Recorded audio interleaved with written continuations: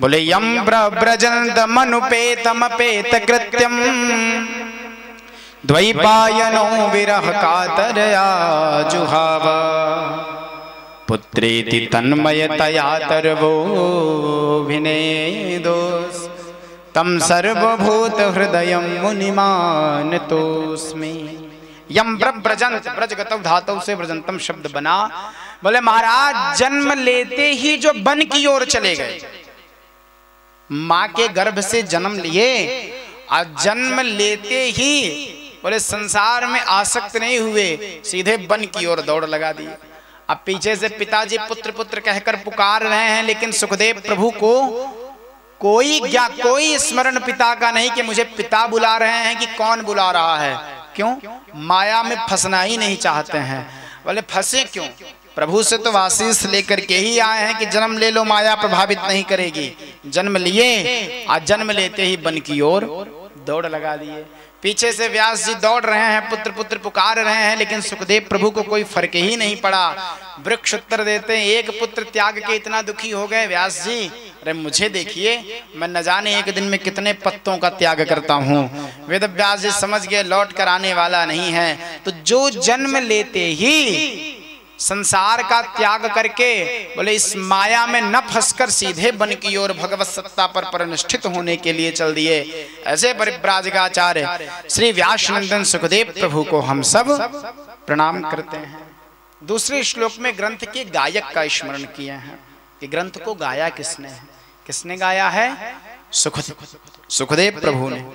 तदोपरांत नैमिषे सूतमासीनमभिवाद्य महामतिम कथामृतरसास्वाद कुशलः सौनको ब्रवीत्। नैमिषारण्य की वह पावन भूमि, महाराज नैमिषारण्य की भूमि वह पावन भूमि जिसने जीव सबसे छोटी कथा से लेकर के सबसे बड़ी कथा तक को इस भूमि ने श्रवण किया है।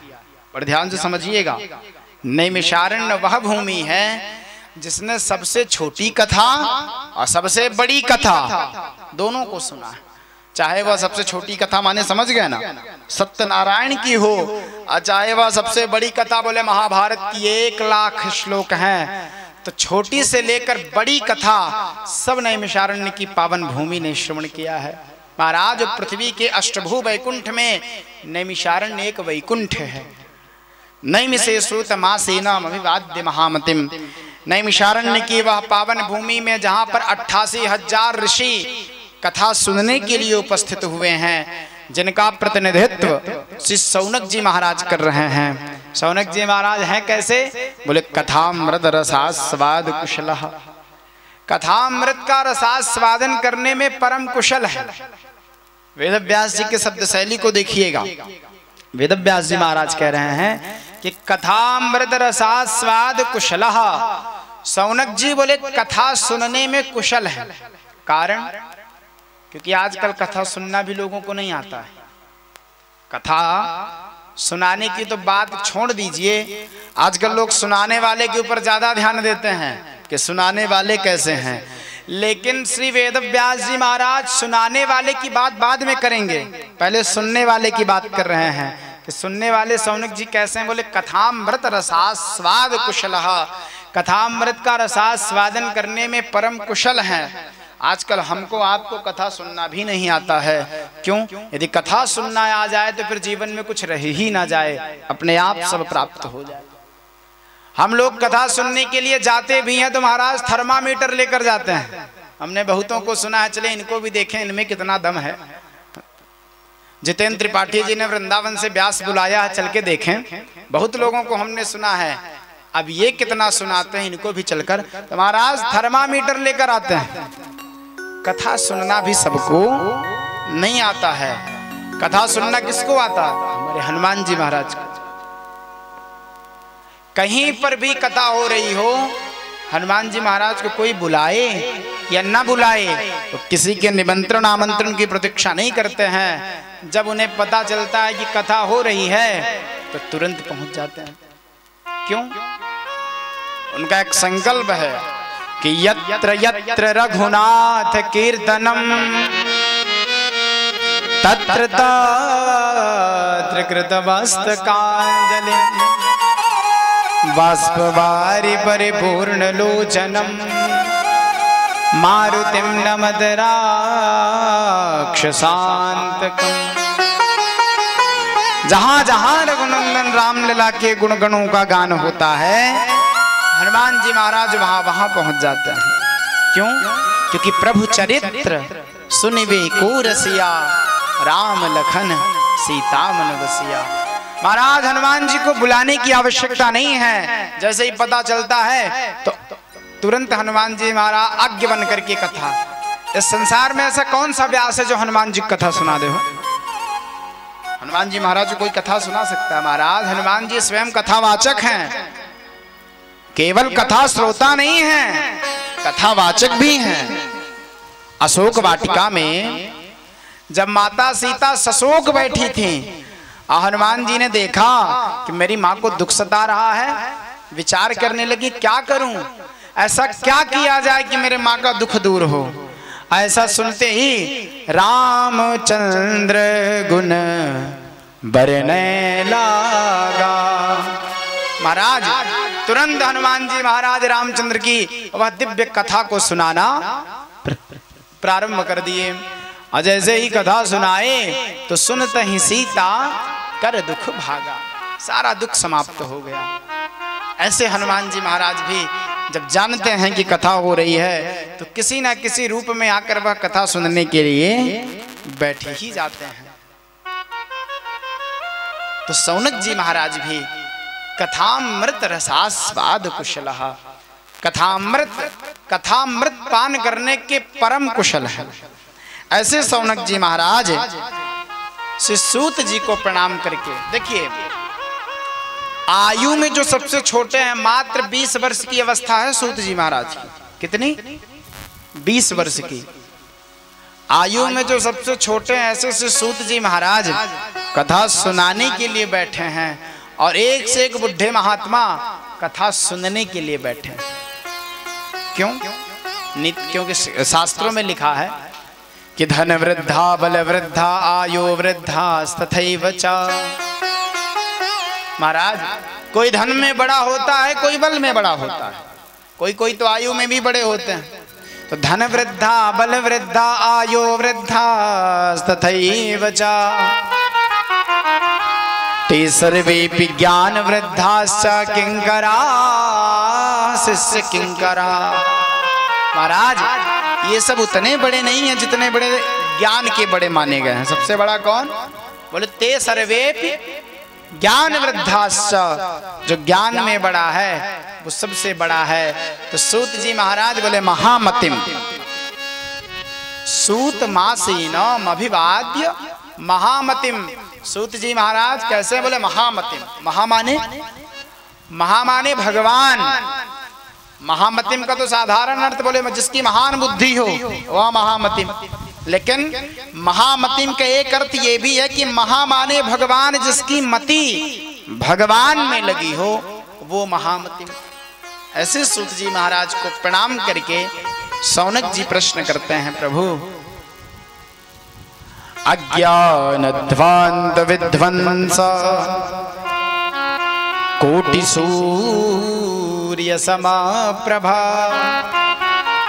सूताख्याहि कथा सारम मम कर्ण रसायनम।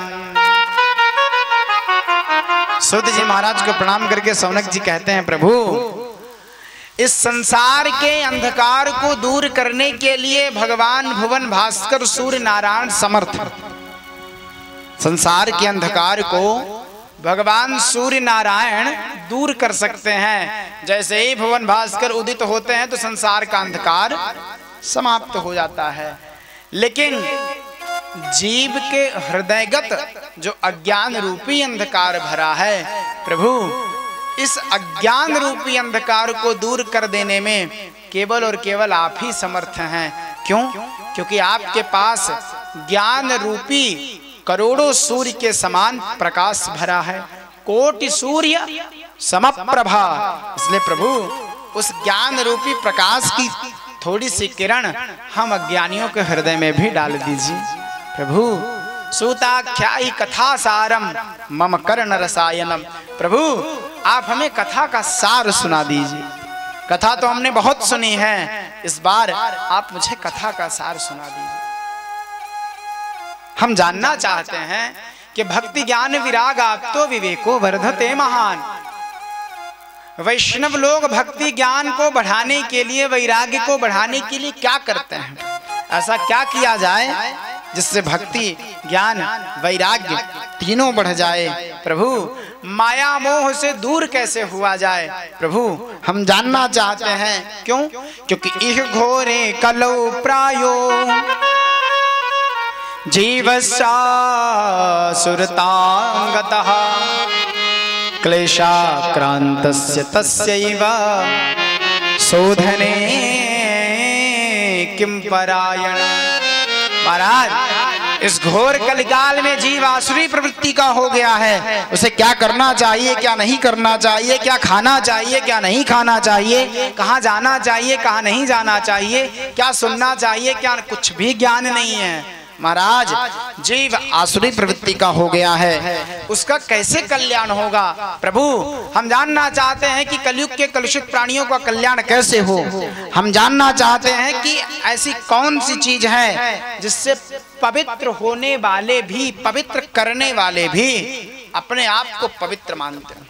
प्रभु आप हमें वह कथा सुनाइए कि कल्याण करने वाले भी जिससे अपना कल्याण समझते हैं।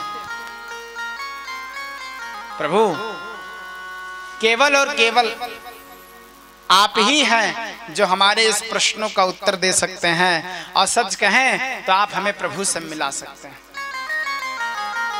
कारण देखिए, इस संसार में सौनक जी कहते हैं कि चिंता मणिर लोक सुखम सुरद्रुह स्वर्ग संपदम। इस संसार में एक मणि है जिसका नाम है चिंतामणि। उस मणि का यह कार्य है कि उसके सामने जो आप चिंतन करेंगे तो वह आपको समस्त सामग्री ला करके प्रदान कर देगी। चिंतामणिर लोक सुखम सुरद्रुह स्वर्ग संपदा। इससे भी बढ़कर एक चीज है, क्या? बोले कल्प वृक्ष। कल्प वृक्ष का क्या कार्य? बोले महाराज कल्प वृक्ष के नीचे बैठ कर यदि आपने कल्पना की तो वह स्वर्ग की संपत्ति को ला करके भी प्रदान कर देगी। यह सामर्थ्य है। लेकिन इस चिंतामणि में, इस कल्प वृक्ष में यह सामर्थ्य नहीं है कि वह आपको ब्रह्म से मिला दे और भगवान का साक्षात्कार करा दे। यह कृपा तो केवल और केवल गुरुदेव में है। यदि गुरुदेव प्रसन्न हो गए तो आपको योगियों को दुर्लभ वैकुंठ मिल जाएगा। प्रभु कृपा करके हमारे ऊपर भी आप अनुग्रह करें। सुन करके सूत जी महाराज प्रसन्न हो गए। आप प्रसन्न होकर के सौनक जी से कहते हैं कि प्रीति ही सौनक चित्ते ते यतो वचमे विचार्य च सर्व सिद्धांत निष्पन्नम संसार भयनाशनम।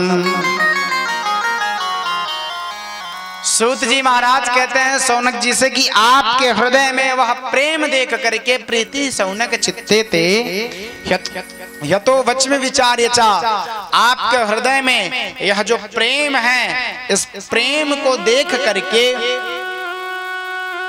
मैं आपको वह कथा सुना रहा हूं जो संसार के भय को भी समाप्त कर देती है। संसार में हर प्राणी को एक भय सता रहा है, बड़े ध्यान से समझिएगा। हर प्राणी भयभीत है। अच्छा, भयभीत किससे है? मृत्यु से। डर किससे लगता है? केवल और केवल मरने से, कि कहीं मैं मर न जाऊं। और महाराज मरने से बचने के लिए न जाने कितने प्रयास भी करता है कि मैं ऐसा कौन सा कार्य कर लूं कि मैं मरने से बच जाऊं। बचता नहीं है, प्रयास लाखों करता है।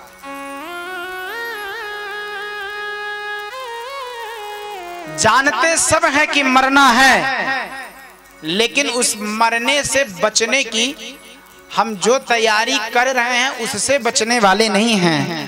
संसार के भय से मुक्त होने का केवल एक ही उपाय है। कौन सा? बोले श्रीमद् भागवतम शास्त्रम कलौ कीरेण भाषितम। महाराज कीरेण सुकेन भाषितम। महाराज श्रीमद् भागवत की वही वह कथा है जिस कथा को सुन करके आप इस संसार के भय से मुक्त हो सकते हैं। दूसरा कोई उपाय नहीं है। और आपके हृदय में वह प्रेम देखकर मैं आपको वह दिव्य कथा सुनाने के लिए तैयार हूं। किसी ने पूछा महाराज यदि प्रेम न होता तो कथा न सुनाते। किसी ने पूछा प्रेम न होता तो कथा न सुनाते। सूत जी कहते हैं मैं बिल्कुल ना सुनाता। अच्छा महाराज 1 लाख दूं तब? सूत जी कहते हैं तब भी ना सुनाऊं। 1 करोड़? सूत जी कहते हैं तब भी नहीं। अच्छा महाराज बड़ी लंबी बात करो। देश का यदि कोई नेता कथा सुनना चाहे तब? सूत जी कहते हैं मैं तब भी कथा ना सुनाऊं। किसी ने पूछा महाराज बात तो बड़ी लंबी चौड़ी कर रहे हो लेकिन हमारे पल्ले पड़ नहीं रही है। आप कह रहे हो 1 लाख में नहीं सुनाओगे, 1 करोड़ में नहीं सुनाओगे, देश के नेता को नहीं सुनाओगे। हुआ है कोई ऐसा? सूत जी महाराज कहते मेरे गुरुदेव परीक्षिते कथाम वक्तुम सभायाम संस्थिते शुके सुधा कुंभम गृहीत्वैवा देवास्तत्र समागमन। महाराज मेरे गुरुदेव सुखदेव प्रभु जब परीक्षित को कथा सुनाने के लिए बैठे तो जैसे ही कथा सुनाने के लिए बैठो तो देवता अमृत का कलश लेकर पहुंच गए। कौन? देवता। सुधा कुंभम गृहीत्वैवा देवास्तत्र समागमन। देवता अमृत का कलश लेकर के आए। सुखदेव प्रभु के सामने कलश अमृत का रख दिए। सुखदेव प्रभु विचार करने लगे कि आज देवता पधारे हैं। सुखदेव प्रभु पहले ही सावधान हो गए। क्यों? क्योंकि देवता बड़े स्वार्थी होते हैं। स्वकार्य कुशलाः सुराः। अपना कार्य कराने में परम कुशल। मानस कहती है आए देव सदा स्वार्थी। अब बचन कहीं कहा जनु परमार्थी। महाराज देवता बड़े स्वार्थी होते हैं। सुखदेव प्रभु सावधान हो गए। सुखदेव जी ने पूछा कैसे आना हुआ?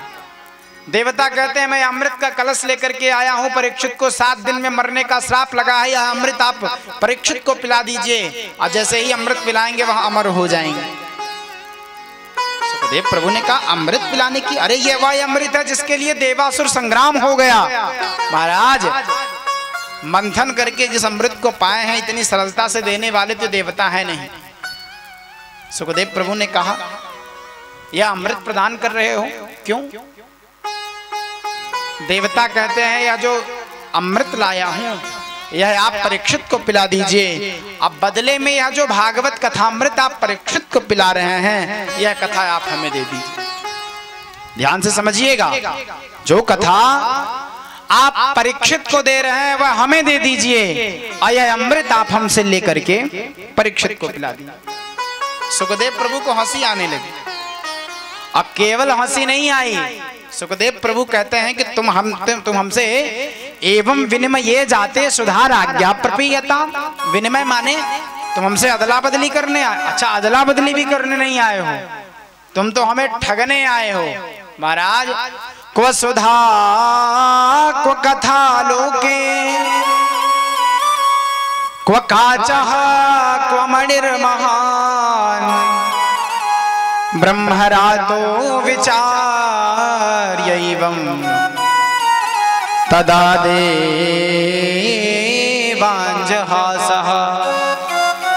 महाराज कहा क्व सुधा क्व कथा लोके, कहा यह तुम्हारा अमृत और कहा हमारी यह हरि कथा अमृत।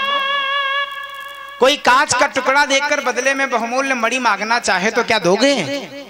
आज वही बात सुखदेव प्रभु कह रहे हैं कि तुम्हारा यह स्वर्ग का अमृत कांच का टुकड़ा है और मेरा यह कथा अमृत बहुमूल्य मणि है। इसके बदले में मैं तुम्हें कथा देने वाला नहीं।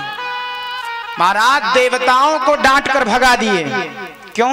प्रेम नहीं था, मोल भाव करने के लिए आए थे। सत्य कहें तो कथा को खरीदने के भाव से आए कि हमसे अमृत लेकर बदले में कथा दे दो। देवताओं को सुखदेव जी ने भगा दिया। तो जब देवताओं को भगा सकते हैं तो साधारण जीव को यदि कथा ना दिया जाए तो कौन सी बड़ी बात हो। भगा दिए। देवता दौड़े दौड़े ब्रह्मा जी के पास आए। ब्रह्मा जी से आकर कहते हैं, प्रभु आखिर इस कथा में ऐसा क्या है हमें सुनने को नहीं मिला और मानवों को अधिकार दिया गया है। ब्रह्मा जी ने कहा, चिंता मत करो, पहले देखो होता क्या है। महाराज 7 दिन जैसे ही बीते तो राज्यो मोक्षम तथा वीक्ष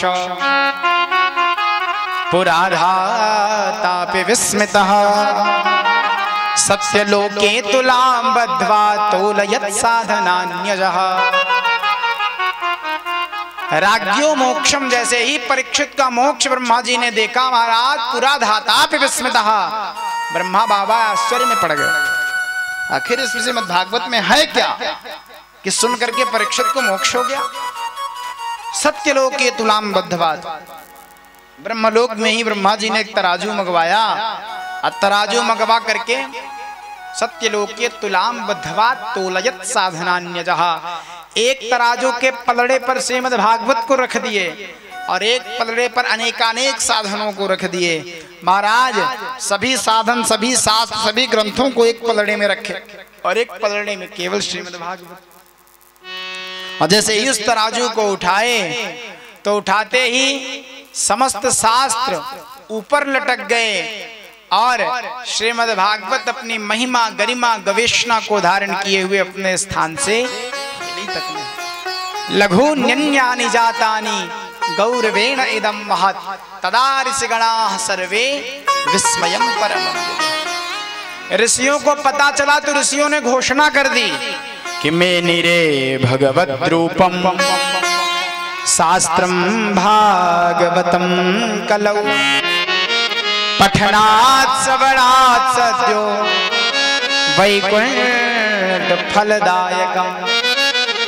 महाराज जो भी श्रीमद् भागवत की कथा को पढ़ेगा, कहेगा, सुनेगा, योगियों को दुर्लभ वैकुंठ मिल जाएगा। वैकुंठ माने जानते हैं? वैकुंठ माने बोल दिया करिए। वैकुंठ माने भगवान का धाम। केवल भगवान का धाम नहीं, वैकुंठ माने भगवान भी। वैकुंठ भगवान का नाम भी है। क्यों? देवकी के गर्भ से जन्म लेने के कारण जब प्रभु देवकी नंदन हुए, कौशल्या के गर्भ से जन्म लेने के कारण प्रभु कौशल्या नंदन हुए, उसी प्रकार विकुंठा देवी के गर्भ से जन्म लेने के कारण प्रभु वैकुंठ हुए। बोले वैकुंठनाथ भगवान की। ऋषियों ने घोषणा कर दी कि जो भी भगवान की इस कथा को पढ़ेगा, कहेगा, सुनेगा, योगियों को दुर्लभ वैकुंठ प्राप्त हो जाएगा। दिव्य श्रीमद् भागवत की कथा। सौनक जी महाराज प्रश्न करते हैं, प्रभु एक बात बताइए,